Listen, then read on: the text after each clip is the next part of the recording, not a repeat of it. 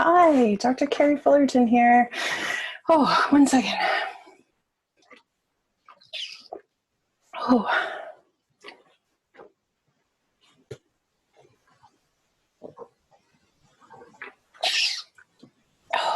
wow. I was really thirsty. You know, it's funny how it's just so natural to, when you're thirsty, drink a ton of water. Drink it quickly, chug it back, and feel this incredible sense of relief once that fluid starts to get into your tummy and into your system. And what's super interesting is that, I don't feel ashamed. I've never been made to feel ashamed for chugging back water when I've gotten thirsty. Interesting. And sometimes I'm not really aware of how thirsty I am until I get that first sip of water. And then, wow, I just can't get enough. The same holds true for breathing. Like right now, I'm feeling a bit anxious, as I typically do when I get onto any kind of film. And so my heart rate's a little bit higher and my breathing's a little bit more shallow. I take a deep breath and it feels okay.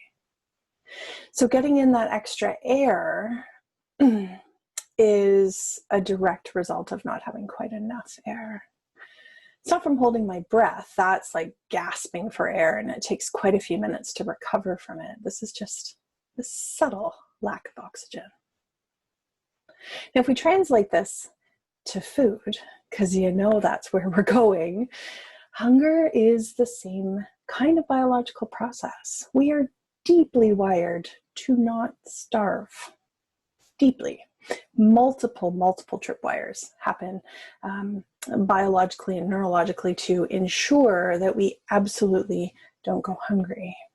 And yet, we live in a world where, what did I call it? The 1200 calorie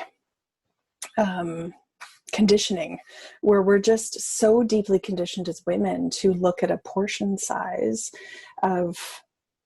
to make a 1200 calorie day, maybe 1500 calorie day, but that's our programming.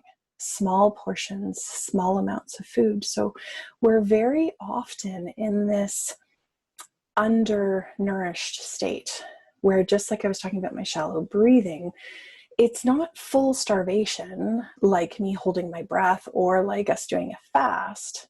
It is just this subtle underlying hunger and underfed. Now, what's interesting is what happens in our body. Our mind specifically, as our body starts to realize that we don't have enough food, we start to get preoccupied with thinking about food. Just like if you get very thirsty, really dehydrated, your mouth gets dry, all you can think about is water. It's very distracting when you're looking around for it. If your breath has been held or it's being withheld, it becomes frantic and the only thing you can focus on. Well, same goes for food. If we're undernourished, we are hypervigilant to all of the foods around us. And what's interesting is that we're not hypervigilant to any food. We're hypervigilant to the hyperpalatable foods, things that we tend to call the junk foods, the things that we're, as a culture, constantly trying to eat less of. Now, it does change depending on the trends of the day. Currently, these are the high sugar, high carb, high fat foods. So thinking along the chip aisle, the cookie aisle, the candy aisle, the bakery, these are the kinds of foods that our brains go, that's what we need right now. And for good reason. When you are underfed, you're not going to be looking for what we can call air foods, the light foods, the low calorie foods that aren't really going to solve the problem of being over hungry. Our bodies are going to want the things that are more nutrient dense, the things that are going to fill us up, that are going to get our blood sugars and that sense of like, okay, I have enough.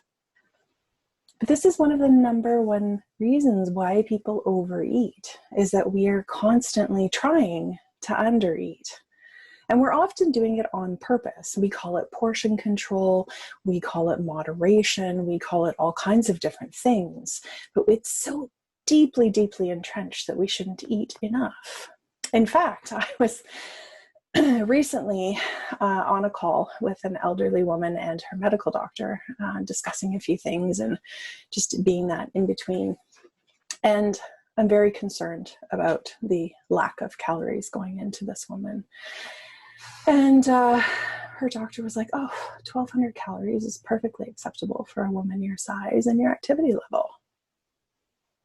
Well, I don't know where she pulled that number from, other than from the deeply entrenched belief that we are supposed to be dieting and that that is what's normal food intake for a woman. Now, this happens for men and every gender. This is not a woman's issue. I'm speaking from a woman's perspective because it's what I am. But it does definitely translate, most definitely. So, as much as I'm not a fan of calorie counters or predictors or any of these things, because your body is the one that's going to tell you how much you need, for a broader conversation, this is where they can sometimes come in handy. Now, when I put in, the age and sedentary lifestyle and height of this woman, 1,200 calories is nowhere near enough to maintain her weight. It's not. But because this doctor is as deeply entrenched into diet culture as the rest of us, now I don't blame the doctor. I'm not going to go off on a big tangent there. It's more just to illustrate the point of how incredibly insidious and woven into our conversations, excuse me, this whole idea of how much we should be eating is. We are constantly undernourished, which leaves us vulnerable because our chemistry says, I need food. And so then this is where the whole food marketing comes in, and they're very good at addressing that need for us. They know what to put on the TV screen and on the billboards to make sure that that vulnerable state is cherry-picked very easily. But if you're in a more nourished state, you're less vulnerable to those things. I'm not saying that the food advertisements don't sometimes provide a trigger and a temptation, but if you are in a fed state, it is a lot easier to then work through the questions to go, I don't know, is that going to feel good in my body? Is it really what I want right now? Am I hungry? Do I need it? All of these things. It's a lot easier to work your way through to decide if you would actually like to engage with that food. So if you saw last week's video, I had presented a bit of a model around all of this, and this one is not that dissimilar in how our constantly being underfed is leading to our predicament of feeling like we're constantly overeating, and why we keep answering it with more restriction when that is in fact the exact opposite of how we fix this. If you are struggling with overeating, the very first thing that you need to ensure you're correcting is the under-eating. Making sure that you have adequate calories early enough in the day, spread out throughout the day, to make sure that your body is well fed. Now, some may say that's not intuitive eating, Carrie. You're supposed to be listening to your body. Yes, absolutely, 100%. For many, many people, it's going to be enough to just listen to their body, but we don't do that, do we? We have these cultural messages. They're coming from medical practitioners as well. It's not like it's just diet culture anymore. It is so invaded. It's like a weed that's just spread out, and it has just covered the landscape. Sometimes you don't know what subtle hunger feels like. Just like I don't necessarily know what subtle thirst feels like unless I'm paying attention and learning. And the easiest way for me to start learning the subtle bits is to make sure that I'm not over the top hungry. Because honestly, that's what most of us, we only recognize hunger when we're ready to chew our arm off.